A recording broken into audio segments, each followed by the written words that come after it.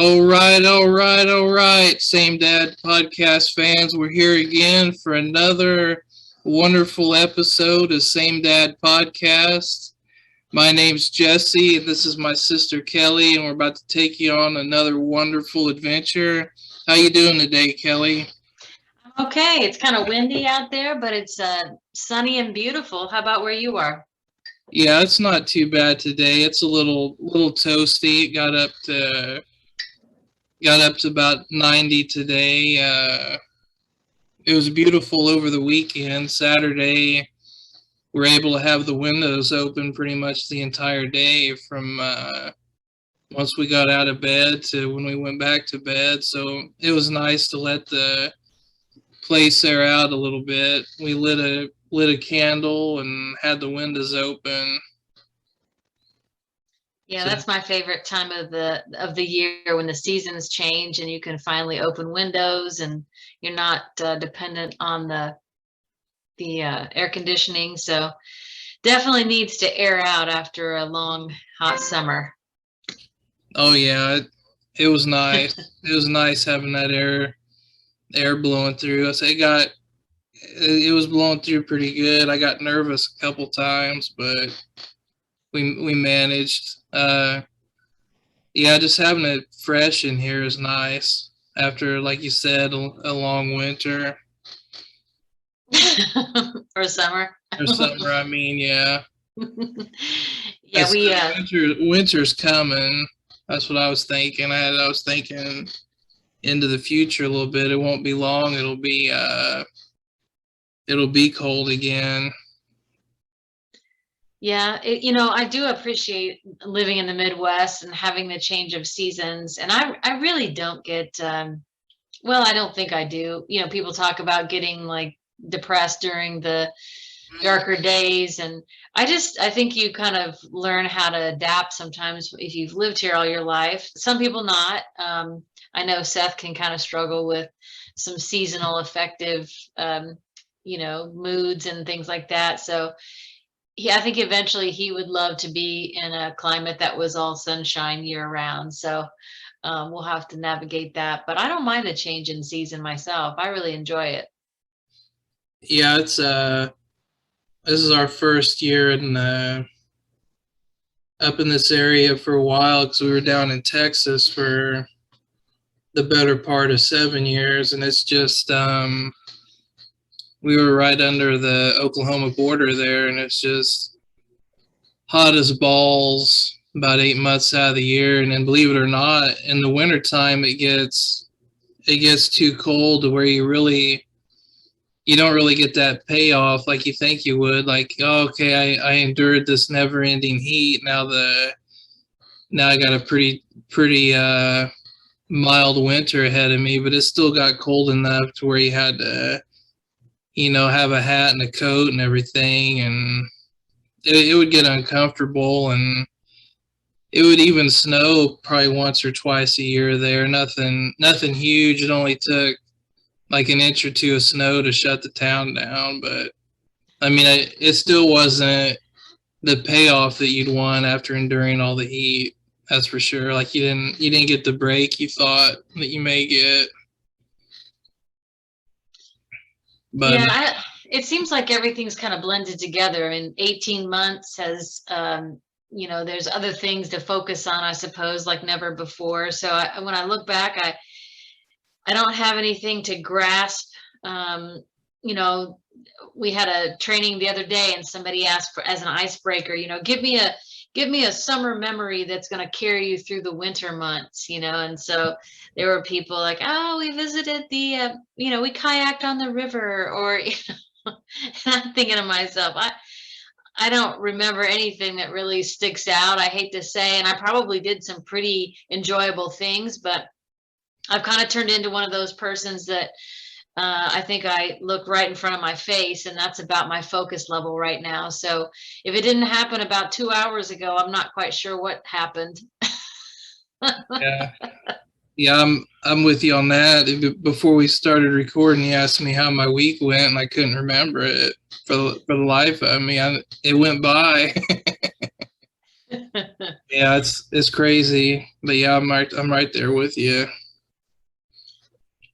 I know that we're trying to get some things ready to go on a vacation soon, and we've talked about, and this has been a topic of conversations for all kinds of people who enjoy humor. But amassing the amount of things that you do over a period of time is just incredible.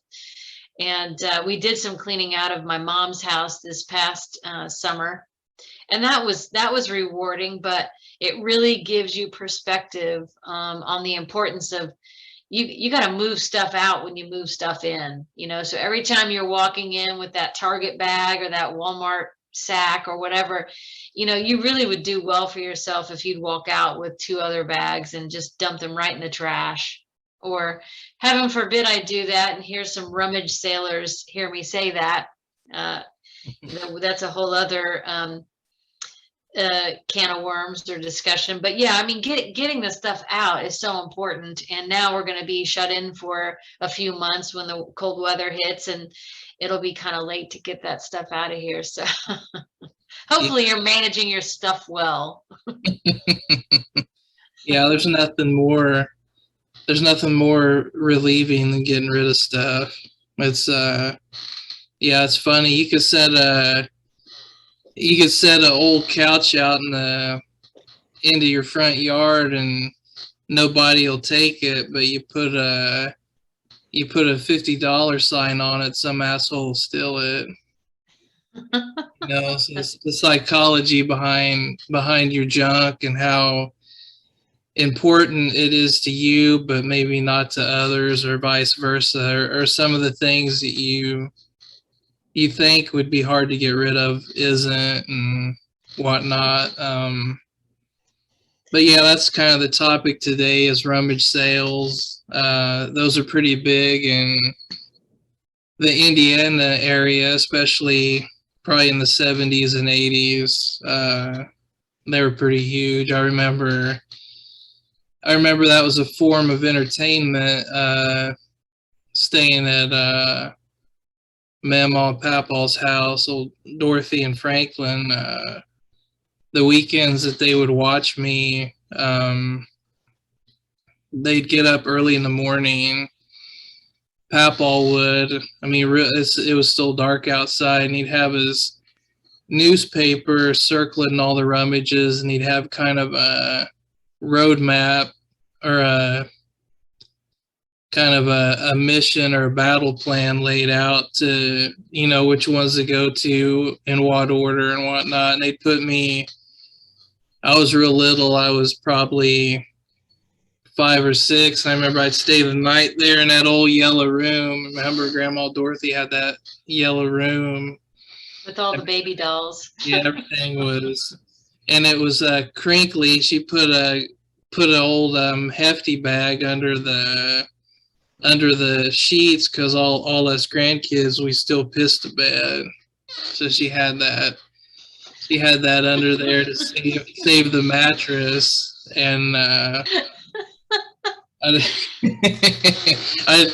remember waking up because they had that, the only window in that room was that little tiny one that was up near the ceiling. And you'd hear the garbage man come by, and you'd see his lights go through, shine through that window. And as a little kid, that was always kind of a neat experience to hear people moving around and doing stuff. And at night or early morning, I'd get up, and then Mama would be in the kitchen already doing something, getting ready to go, and Papa would be sitting at the end of his bed.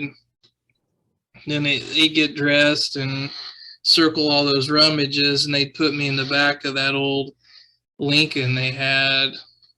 And they'd use pillows and phone books to prop me up, because it was real important to them that I could see out of the car. That was like a priority. So they'd have 2 or 3 phone books and some pillows. I'd sit on top of that and fasten my seatbelt. And I remember the silhouette of the back of their heads as they drive. Mamaw had that classic old lady haircut. And then Papaw would have the flat golfer's cap. and the old man ears sticking out the sides. And we go to those rummages, and there'd be all kinds of neat stuff. I mean, just hit 5 or 6 of them that morning, you know, then maybe stop for breakfast or something and hit a couple more and head back. And that'd be all kinds of stuff. Seems like I could just go with like about $10 and just find a wealth of just odds and ends, like toy race cars or plastic race tracks. Some of the pieces would be missing, but you didn't care because you only paid $1 for it, you know, and action figures and stuff. And I remember one time I had gotten quite a load of stuff. It was a little bit absurd. Typically Papal was he would say no, and then you just kind of know to listen, like, oh, you don't need that, or no, you know, you don't need that. And I'd ask maybe one more time, and then I kind of got the hint, you know, pretty quick. And this particular time, maybe it was Dad's money. Maybe that's why I got a hefty. Maybe they gave me some money on this go around. And I had a pretty absurd amount of stuff. I mean, more than ever before for whatever reason. Like I remember Papal being was kind of not really against the stuff I was picking out. So I had like a trunk full of crap. And I remember we got back to their house, and Mamaw started, we had all gone in, and then Mamaw went outside, and she was kind of flustered that I had so much. I mean, it was kind of silly, and she started throwing some of it out, or putting it in that little incinerator they had in the back. And I got up and saw that, and I remember I told Papal what she was doing, and that was the only time ever that I saw Papal get up out of his chair and stomp out there and tell her to get her backside in the house and let me have that stuff. And then she listened. I mean, she didn't. So usually growing up, Mamaw would get on Papal all the time. Like she was kind of the regulator of everything. And then, but this one time, like it was like the lion's share of the deal, you know, like the lion got up or what have you. Oh, we're not, you know, and then okay. And then that was it. You know, it was just a really weird incident that day, but I'll never forget, because like the tables were kind of turned, because usually Mamaw would tell Papal to behave or to stop doing something, but yeah, it was a neat experience. I mean, we went out probably 4 or 5 times when I was a kid, and it was always fun. It was something different to do. And you know, I'm not a big I don't really I've only had one rummage that we've conducted on our own. It was a neighborhood rummage when we lived in Texas over in base housing. If you want to bring up a couple of those images, here's the kicker. It was a neighborhood rummage, and we wanted to get in on it because we had let it pass us by for a few years. And at this time, we had Eli, so we had a lot of extra shit. I mean, look at how organized that is. And Nicole spent like all week. That's not my truck, by the way. That's my neighbor. He was a good dude. I should have sold his truck to somebody without saying anything. But look at that spread, man. That's like Fred Sanford worked his whole life and never quite got that. Even riding Lamont's ass, he didn't quite. And she spent a week organizing all this stuff. Yeah, I went out and got a cooler. So we had milk crates. We had things divided all the way down to lunch baggies. in those crates, individually priced and organized. I went out and I rented those tables, and I rented clothing racks. Oh. I mean, I went the whole nine. I rented clothing racks. I rented that big cooler you just showed that shot of, and I stocked it with sodas. Yeah, because I wanted to try to sell some sodas. I had this big spread, elaborate. I was about $150 in, and I had this illusion that my shit was the greatest shit in the world. And as soon as this Rummage popped off, I was expecting it to be like the day after Thanksgiving in my driveway. And then it starts, and then throughout the day, we maybe got 7 or 8 people total. And they just walked around, and they would be some old guy just asking for tools, you know, and I didn't have any to give out. And we sold a few things. We got rid of that mattress and a couple of things, but yeah, we were then that Texas heat started coming up. So after about 8 customers total and about $150 in the hole, this lady comes up, and she keeps looking around at just about everything. And then that little table there by the mattress, I think there's like a lamp and some other shit over there. She goes around to the back corner of that and finds these like weirdo, like half gloves. Like they were these, I don't even know what the hell there'd even be for. Like they were gloves that just covered your finger and your thumb. Yeah. And not over the top of your hand. And she grabs those from underneath some shit and pays like a quarter for them and leaves. And it's hot as fuck out there. And I'm thinking, man, this is insane. Like I'm almost like not sure what to think. I'm almost insulted that people aren't fighting over my crap, because everybody thinks their crap is the greatest crap. I mean, we lock our stuff up and this and that. And, I look at all those DVDs and video games I had there. There's a gym bag, it looks like, with some stuff in it. There's there's Nicole's donkey dick up there, that pregnancy pillow. I used to put that between my legs and helicopter it around the house. We had all that stuff there. I mean, we got rid of some of that, but I mean, we practically gave away. Yeah, there's everybody pissed at me. But no, I ended up about 125 in the hole for the racks I rented. The soda, I sold 1 soda out of that cooler. And then I ended up in that blazing heat. It hit about noon and I couldn't even be out there anymore. And I took all that crap and just shoveled it right from where it was. I poured the crates out, threw them on the floor. I poured everything into my van, in the back of the van, and I drove it straight over to Goodwill and just gave it all to them. And I'm thinking, well, shit, I should have just went to Goodwill in the first place. But you live and you learn, I guess. Yeah, you do. And I've had plenty of rummage sales in my lifetime, and I held on to the idea of trying to have one up until about 4 or 5 years ago.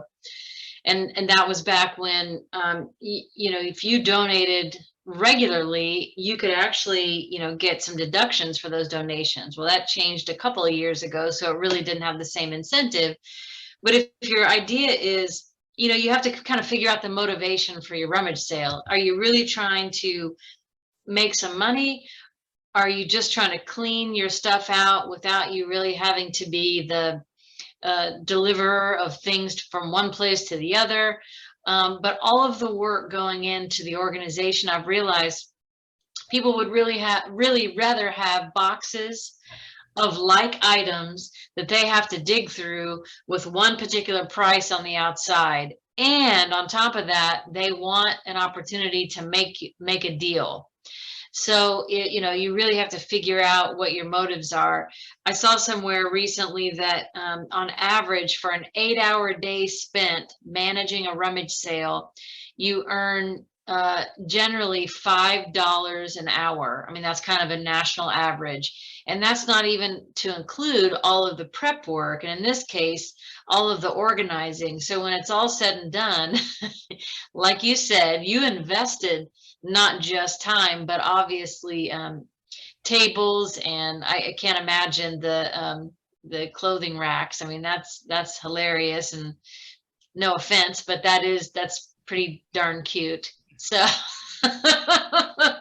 so the fact that you eventually got it to where it needed to go. Now, a lot of people will be so hurt or discouraged, they'll grab their stuff up and try again. And so there you are, storing all of that stuff again. And I know you've had the neighbors growing up. I know I did when I was a kid. You'd have the perpetual rummage sale. And there used to be ordinances about that, right? And so people would like, hey, you can have a rummage sale. It's not a Friday, Saturday, or a Sunday.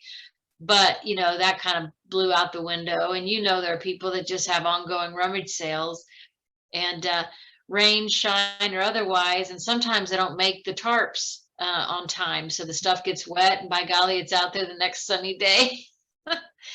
But yeah, I thought that was kind of a fun thing to kind of look up. But the average, really the return on investment is almost about $5. And so someone said, well, heck, you could put your name in like for a pet sitting company, and in one day probably make as much as you would in a rummage sale just by visiting a cat and changing its litter over a 2-hour period. So, it's all about perspective and how you want to spend your day.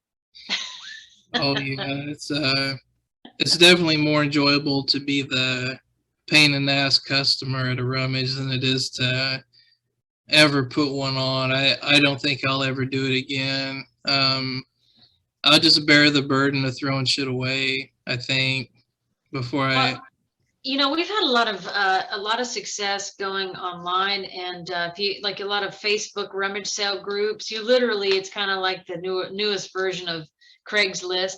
I mean, that's really the easiest and simplest way to sell things. We've sold a lot of things that wouldn't be valuable to me, but like in my household, I have 20 somethings or older teens, and I pretty much take their lead and say, Mom, nobody's going to buy that. Or, oh, Mom, somebody else. So the things that I think are worthwhile, nobody really bites. But then, if even a half-used lotion, if it says Victoria's Pink on the outside of it, people will buy it. How much can I get for a tube of White Rain from the Dollar General? Yeah. Or have you ever been to they're like the emporiums or like the local, flea markets, and they'll have 2 or 3 booths that have these overstocks of, in some cases, like snack foods, or they'll have, hair care products or toiletries and that sort of thing. I'm like, where in the world do you ever come across these things in bulk? And you not being a store, but an individual, you grab them up and set up shop somewhere else. So I always wanted to know who bought like the Cheez-Its from the aisle at the Emporium. I guess if they catch you on a hungry day, you might catch a few sales, but. And then you see these small towns with 7 or 8 antique stores in there. I mean, they just sell the shit to each other. It was like a trickle down effect. One guy gets something, and then they just sell it throughout the group. I don't know. I like looking at that stuff, but I don't have anywhere to put it, and things are just different nowadays too. Yeah, I used to do Craigslist. I didn't have any problem Craigslisting because I drove that old black van. Mm-hmm. So I was I rolled in kind of as the role of the predator, I guess, of like people were gonna freak out, it'd be over me. So I would just go alone sometimes and get stuff. Like I bought a weed whacker off a dude one time. It was a good deal. It was a electric one. I paid $25 for it, and he threw in 2 packs of the string. Then I got it home, and I mowed my whole yard with that weed whacker for about 2 years. I had a yard that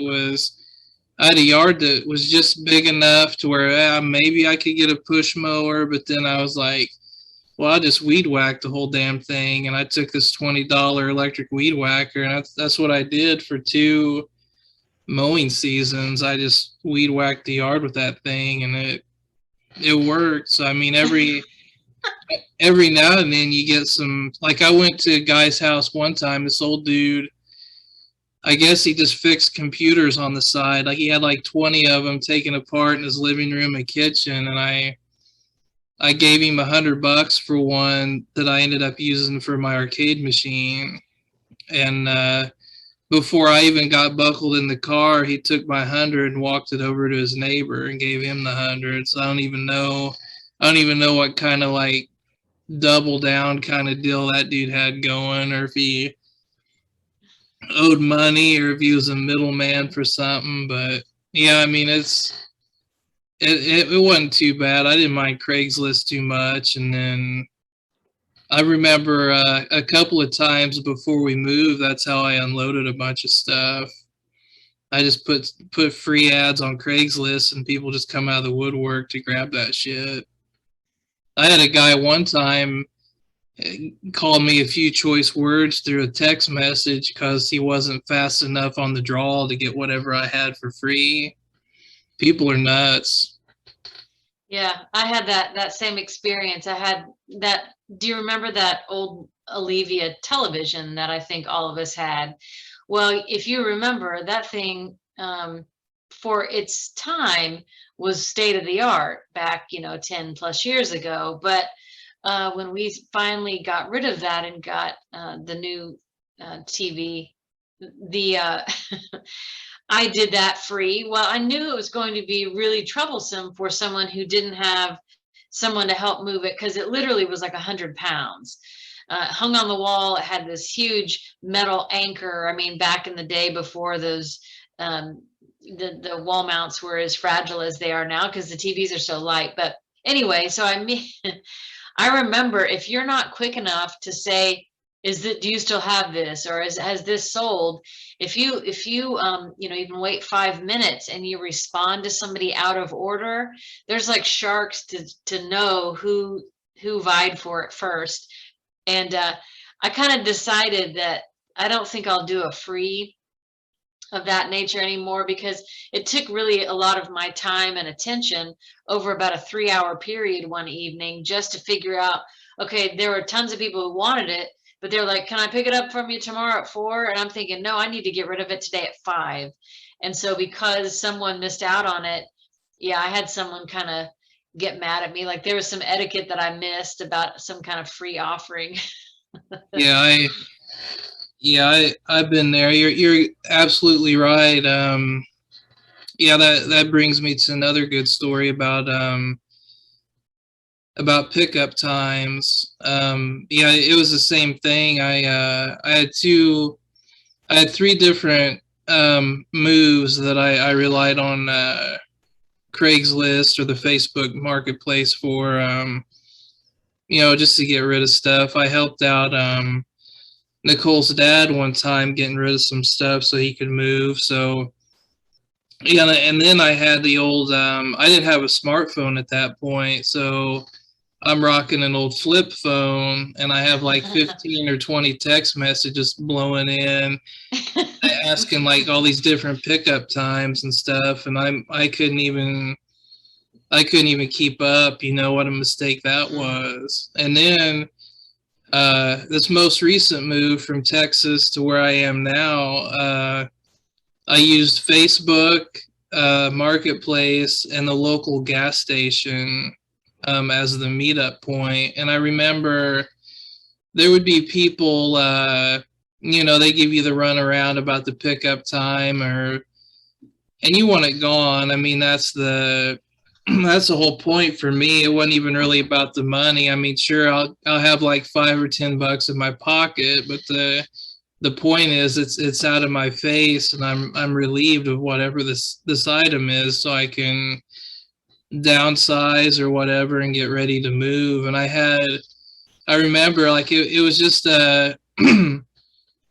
let's see, I had a couple of rakes, a snow shovel I barely used, and like a push broom maybe, or just some yard equipment, long handled yard equipment, the kind of shit that you would just kind of lean in the corner of your garage.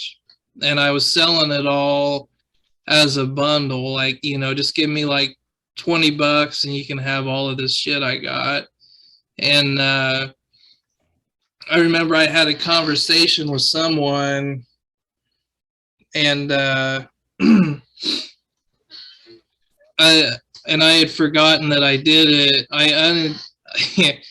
I unintentionally sold something out from under someone, and Oh no.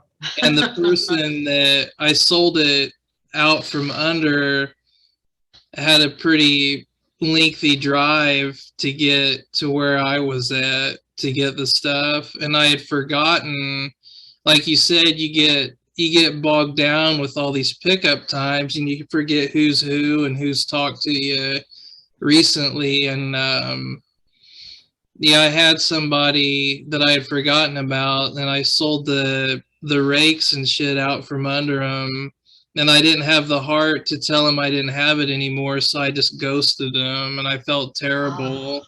I just felt rotten that whole day. I was like, man, I can't believe I just did that, but I couldn't help it because I had like 4 or 5 people like, oh, I can get it at 2:30, I can get it at 3. Right. Well, hang on, my husband will be home soon, or blah blah blah blah blah. And it was, and I still feel terrible. But then I think too, what life decisions has this person made to where they're going to make a above half hour, 45-minute drive to save some money on some rakes?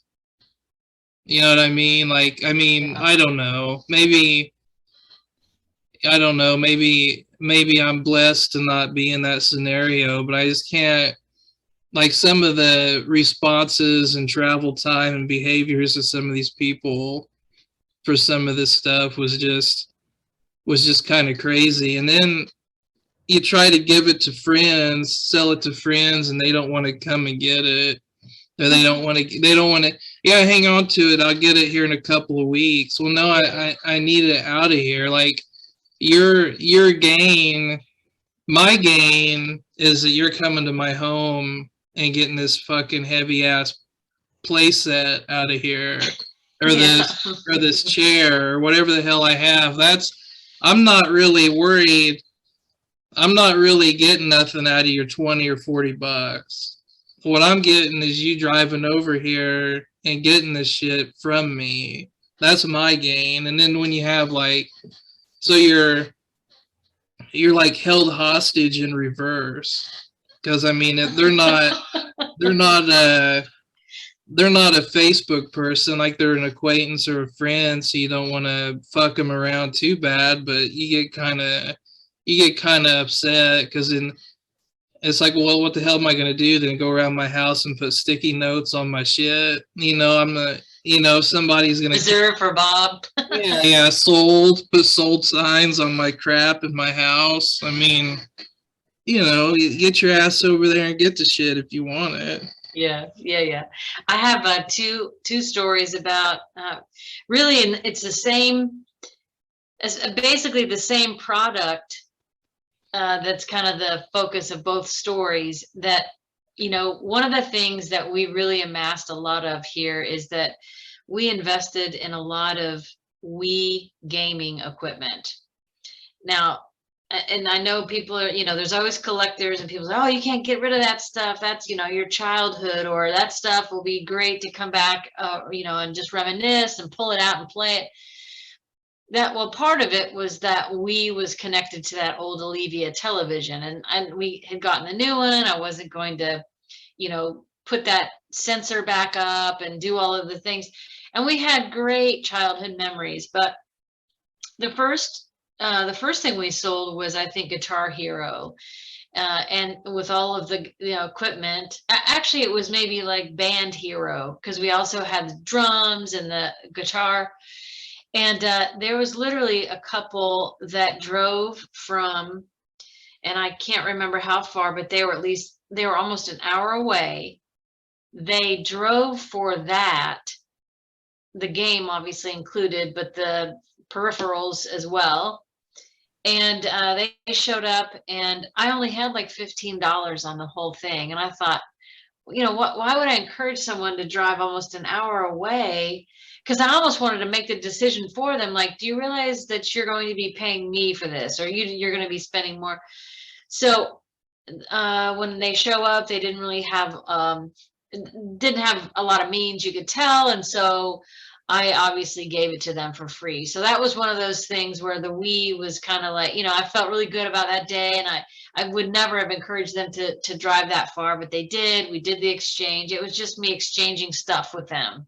I didn't take anything, but giving stuff, I guess.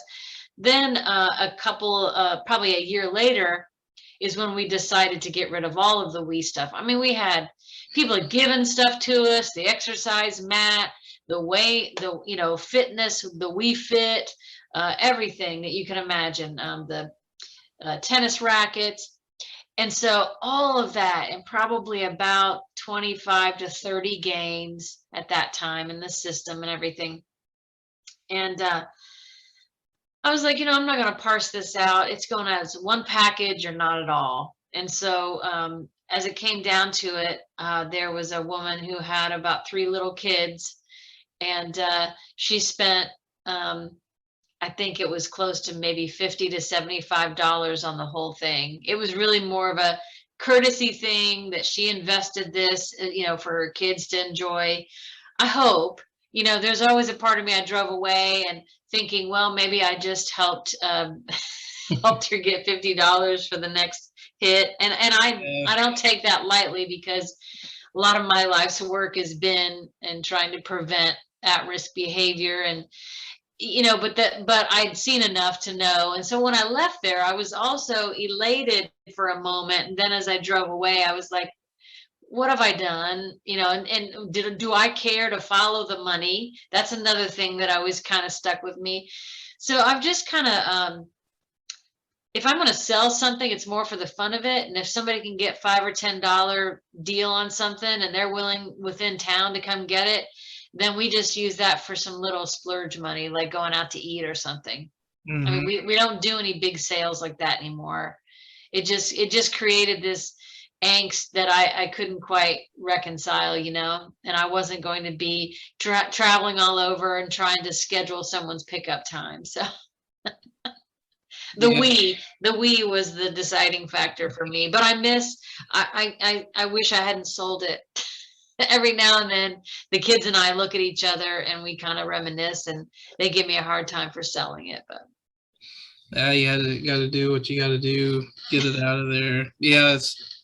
I'm with you. Am I just supplying some blood money for these people, or are they going to use it? Like, does this lady look like she really rakes her leaves, or was she up to no good? Or but who are we to really ask that? And I guess there is a market out there, and I'm sure someone would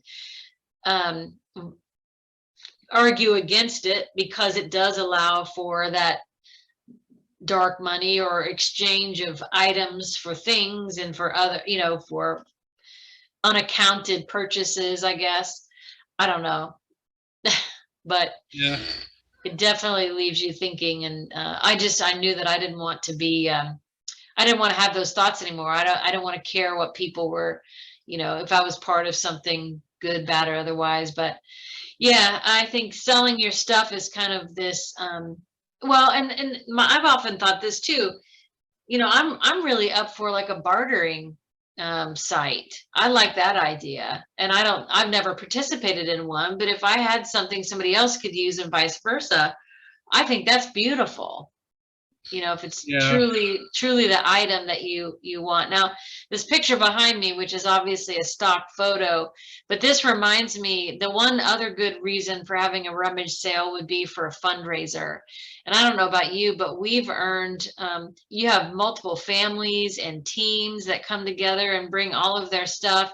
So you have no overhead costs other than just your time, basically, and putting it out there. And then you can just let people come pick through it. We've earned well over $1,500, $2,000 in a 4-hour period.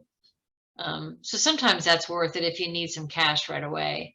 Yeah, and sometimes you can unintentionally find out who makes really good salsa, because like those type of events, somebody is always whipping up some mason jars of salsa and selling them for $5 $5 a hit, and you're gonna eat 2 or 3 just while you're there sitting around. Yeah, and speaking of that, that sounds really good. It's kind of hard to find good salsa. We have a couple of brands that we like, but we're big salsa fanatics here. Oh man, I love it. I could eat it forever. I like the best chips I've found are those really cheap in the yellow bag with like the dancing lady on the cover. Yes. Yeah, they're like $2. Yes. My God, those are the best. Those are the best tortilla. I guess they're tortilla chips or corn chips, whatever you want to call them. Those are just phenomenal. Every chip has like an excessive layer of salt on it, and they're firm, so they don't snap when you dip them in. And yeah, I like a hearty chip because I also like to have them available for chili, which your mom introduced. I never ate tortilla chips alongside chili, but that's how your mom always serves them. And for the record, noodles do belong in chili. So she had plenty of spaghetti noodles in chili as well. So you got the pasta, then you've got some cheese dip somewhere on the table, and you've got your tortilla chips. I mean, it's just, man, I'm gonna have to get with her. I'm sorry you're not here, but I might have to get some of your mom's chili. yeah, Now that I'm saying it. two visits ago, she made chili, and I thought that she said that she had gotten cheese.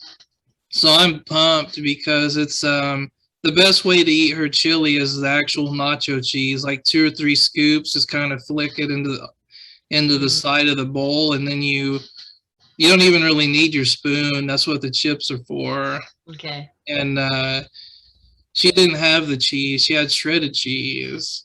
And my head just sunk.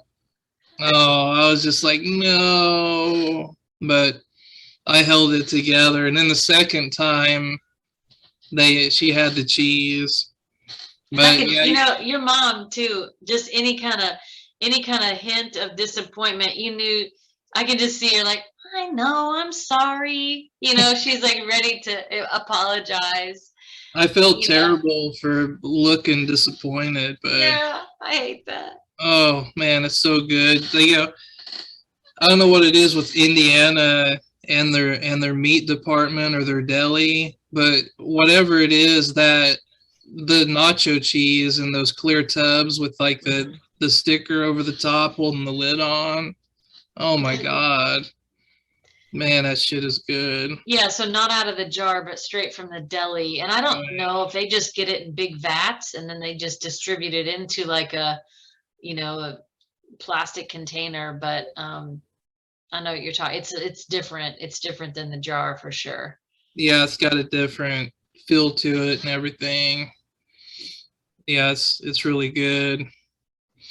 Yeah, it's there's been a debate in this house whether there's noodles and chili or not. I guess it's an Indiana Cincinnati thing. Like Cincinnati does chili spaghetti, chili mac and stuff like that, and it kind of, which I love. Yeah, just kind of steak and shakes. Yes. Yeah, chili spaghetti and then Skyline, the Cincinnati, I don't mind some cinnamony. I mean, I know it's weird. It's kind of a sweeter cinnamon, kind of strange, but it's good too. Yeah, I love it. I love chili mac and stuff. Real good. Yeah. Well, go ahead. I want to, don't let me forget, I had some images I wanted to pull up of some really rare finds from a rummage sale. Yeah, go ahead. Let's do it. And these are kind of random, but if these are from BuzzFeed.com. So it looks like here we've got what they originally call here the crocheted frog with boobs, or as the family affectionately called it, the titty frog. And so not knowing the origin, there's that. There was something someone discovered called the poop journal. Apparently this was maybe a kid's little journal about going to the bathroom. So we know how important those kind of celebrations are for little ones. So that's, if you've had a kid, that's not so crazy, but to find somebody's personal poop journal, I thought was kind of out of the ordinary. I got if I don't eat that, what the hell is that? That Raisin Bran Crunch. I think that's what that is, man. If I don't eat that every day, I don't shit, period. So I eat a bowl of that every day, and it's just game on. So you can appreciate the poop journal here. Yeah, I should write mine down. I should weigh it, maybe shit in a sandwich baggie and weigh it or something. Jess, I'm moving on. So this one was one of my personal favorites, the wood block with 5,000 coats of paint on it. Somebody bought for $3. I think that's hilarious. That's awesome. Privacy door hanger for newlyweds. Where do you hang that at? Oh, this right here? You mean like on a doorknob? Yeah, well, look. Oh, I got you. But look, they happen to be children, which is very creepy. Yeah, that's strange. This one I couldn't really tell. Vintage letter concerning a urine test. It says, "Dear Mr. Klein, I'm happy to report the urine culture is negative." And somebody had, I guess, framed it and sold it in a rummage sale, which I think is hilarious. Oh, that's amazing. Now, this one was my personal favorite. It's a painting of Jesus playing soccer. I don't know why. And the sandals, like, now you're not supposed to play with open-toed shoes. What the? Yeah, that's yeah. How would you? Well, that'd be weird. How do you be competitive against Jesus? I mean, how do you body up on Jesus and or slide and trip him, or how do you give your all against Jesus without being scared you're gonna scuff him up or something? I don't know. You get more than a red card, I'm afraid. Speaking of the red card, painting of Satan taking a dump. So again, the poop theme, apparently, that was found at a rummage sale. Are those sticks of butter on the floor? I don't know. Tinfoil hat for paranoid cats. Man, what's that? Is that guy's rich as hell? Oh my gosh. Protects against gamma rays, dog ESP. That's hilarious. The terrifying baby statues. Is that, oh Lord, is that like a cat with a baby head? Yeah, all kinds of stuff. That looks like there's a pig down here, a mermaid, a baby emerging, a turtle. That must have been a thing for a while. I don't know that. I was on a deployment one time, and we'd find weird pictures. I found there were two things I did. I found a picture of a sculpture a guy made that was a half dog, half woman with like 8 half animal human babies nurturing. That was this massive sculpture and a photo of it, and I print those off and tuck them into random books and stuff, like instruction manuals or like flight logs and stuff. And then I took, you know who Lee Corso is? No. He's this old timer that's on Saturday morning. game day, college game day, and I printed off like 100 images of Lee Corso and cut them out nice and neat and just tucked them underneath anything you could put something under. So that building, probably, I bet I haven't deployed in probably over 10 years, and I bet there's Lee Corsos tucked under stacks of books. That's hilarious. Where was this? Where did you say you put this? It was in a deployed location overseas. I see. Oh gosh. So That's Lee Corso's probably tucked under a desk leg and a desk drawer, probably in like an old technical journal somewhere, along with the half woman horse thing and its litter of mutants. What the hell is that? A pile of carp. What's that go for, I wonder? It says a pile of carp $1. I've got a pile of carp here. They fry up just like crappie. That's what the ad says. Whew. Seashells with googly eyes playing cards. Now that is cool. Yeah, that's worth $5. I agree. A resin cast Will Ferrell photo. Fire Elsa, price unknown. So they modified Elsa, obviously. This is cool. A chair made entirely of tennis balls, $200. That's worth having. That's probably $1 a ball, I would assume. Hard to know. Listed 30 minutes ago. You wonder like how we were talking about someone jumping on it. I wonder how long it took. An emphatic chip. Oh, here's our chips and dip. So chips, man, dips, man. This is odd. A psychology book. This was my degree, and I don't remember ever having a book that looked like this, with inexplicable cover art. Price unknown. A row of teeth, an elephant, an eel, or whatever that is up top. Man, I imagine the guy that reads that made the chips and dip plate. Maybe. Painting a giant birds with laser beam eyes, $50. Oh, yeah. I think that's the last of them. So, yeah, I thought those were pretty interesting. Yeah, that's worth it, right? Those are treasures. That's good stuff. Yeah, old rummage sales. That's a Indiana pastime for sure. I think we're reaching about the end of today's episode. This marks a bit of a landmark for us. It's not counting the pilot. This is actually episode number 10, I believe, for us. So we want to appreciate all of our supporters.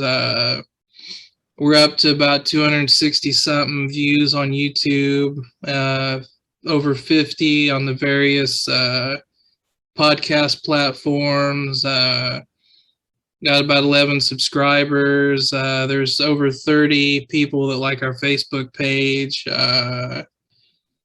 We're on Facebook, YouTube, Instagram, TikTok. We're on every damn thing. Spotify, Apple Podcasts, iHeartRadio.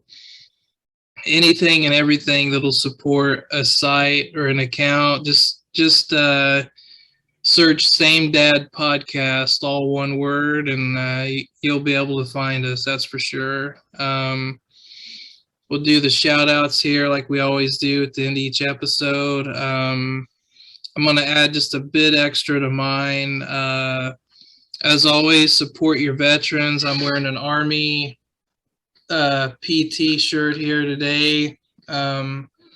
As we do this episode, I love you men and women that serve in the military. Respect, support your veterans. I went to a military base, and I already had a bunch of Air Force stuff given to me throughout the years, and I just thought, well, if I'm going to buy something, I want to get something of a different branch. And both of my granddads served in the Army in different wars, and this is a really comfortable shirt here, for sure. So y'all got the best PT gear, by the way, the Army. We had Air Force has got the extra long shirts and the shorty shorts. Take care of your mental health. That's always important. Try to laugh every day. There's a lot of messed up stuff out there. Reach out, get the help you need, talk to somebody, take care of your mental health. It's important. We've learned that over these last couple of shitty years. Autism awareness. My son has autism inclusion, any knowledge of autism support, research, everybody involved that works with these children. We love you and we appreciate it. Support autism. And I want to add one more thing. Now that we're about 2 or 3 weeks into the school year in most places, I want to thank all the teachers, the bus drivers, the old timer that works a crossing guard so we can get the hell in and out of the damn school without crushing anybody. The security guys, the cafeteria people, the principal, the families, the kids, the whole thing that it takes to make that morning drop off and pick up even happen. All over the country, the school system, people that work with special needs children, all the assistants, that whole, I don't know what you even really name all of that, but that big umbrella of folks, I'd like to thank them today. For a song, I've been kicking it around. I know, Kellie, you like Prince quite a bit, and I'm kind of an old country and blues guy, so let's combine them. Dwight Yoakam has a really cool cover of Purple Rain. Awesome. So, I love it. We'll say that for my song today. All right. So is it my turn? Yeah. Thanks. Those were some great shout outs. I'm never quite as probably as thoughtful as you are on your shout outs, but I do want to, I guess, shout out to, I see on Facebook in the last couple of days, it's National Daughters Day and National Sons Day. And I never know if those are real days or they're just fabricated Facebook days. I don't mind. They're days that let us kind of celebrate certain things. And I missed both days and I haven't posted, but if today is truly Son's Day, I'll give a shout out to my son who started his very first paying job today. Drum roll, he's working at his grandmother's old alma mater, which is Hobby Lobby. So I want to give a shout out to Grandma Leanne for putting a good word in for this 16-year-old who had no experience, walked in, and he's making a hell of a lot more than I ever thought to make at my first job. So kudos to him. He followed through on everything we asked him to. I think he's going to survive. So he even got up today and made his own breakfast. So that's another shout out for the win. In terms of things to be thinking about, I think, Jess, you mentioned everything I would and then some. And so it's funny you were thinking of me because I was thinking of you in terms of the music. And I heard an old interview on NPR's Fresh Air with Terry Gross. And it was like from 1998. She interviewed Ray Charles, who just, I think, about a month ago was entered into the Country Music Hall of Fame. And I don't know that everybody associates Ray Charles with country music or, one genre or the other. So I'm going to look back on an old album called, it looks like it may be a remake, but it's a collection of the modern sounds of country and Western music, recorded originally in 1962. And I'm going to select Born to Lose, which is selection 6. And so I would also encourage you to go back on NPR, wherever it is in your area, and look up the Fresh Air interview. Very interesting how his mom, he relied a lot on his mother to learn how to navigate this world without sight. He lost his sight at age 7. And so it's a pretty interesting story. So I'd encourage you to look it up. And so that's my shout out for today. Awesome. Well, everybody, I think this was another great episode, and thanks for including us into your day, and we love y'all, and y'all take care, and see you next time. Bye.